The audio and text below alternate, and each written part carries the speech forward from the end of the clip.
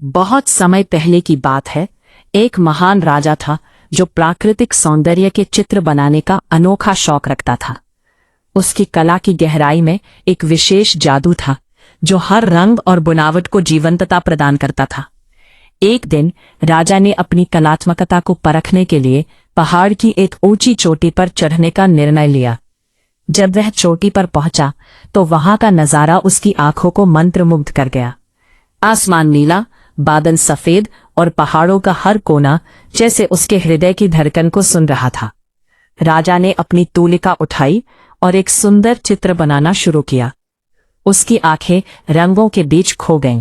वह हर स्ट्रोक को इस बहार में समर्पित कर रहा था। जब उसका चित्र तैयार हो गया तो वह खुश होकर उसे गहराई से देखने लगा। उसने हर एक कोण से चित्र का मूल्यांकन किया और जहां कहीं भी उसे कमी दिखी वह अपने ब्रश से सुधारता गया। समय बीतता गया और राजा ने सोचा कि अब वह अपनी कृति को दूर से देखेगा। इसलिए वह एक एक कदम पीछे हटने लगा। लेकिन जैसे ही वह पीछे हटते हटते पहाड़ के कगार तक पहुंचा, पास ही एक छोटे लड़के ने उसे देखा जो अपनी भेड़ों को चरा रहा था। उसने राजा को देखा और उसके दिल की धड़कन तेज हो गई।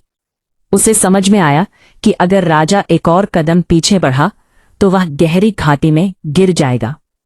लड़के ने बिना सोचे समझे चित्र के पास भागकर अपनी लाठी से चित्र को फाड़ दिया। राजा ने अचानक उस लड़के की इस हरकत पर गुस्से से चिल्लाया, मूर्ख, तूने यह क्या किया? मैं तुझे जिंदा नहीं छोड़ूंगा। लेकिन लड़के ने बड़ी नम्रता से कहा, महाराज, जरा पीछे मुड़कर देखिए, नीचे कितनी गहरी घाटी है। यदि मैंने ये चित्र न फाड़ा होता तो आप इस घाटी में गिर जाते और आपकी जान नहीं बचती। राजा ने पीछे मुड़कर देखा और उसकी आंखें आश्चर्यचकित रह गईं। उस गहरी घाटी को देखकर राजा को एहसास हुआ कि लड़के की चतुराई ने उसकी जान बचाई थी।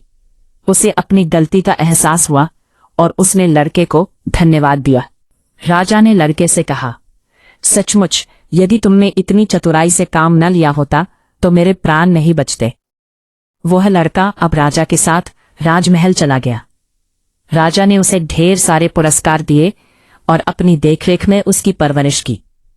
बड़े होने पर उस लड़के को राजा ने अपना प्रधानमंत्री बनाया। इस कहानी से यह शिक्षा मिलती है कि अच्छाई का फल हमेशा अच्छा होता है।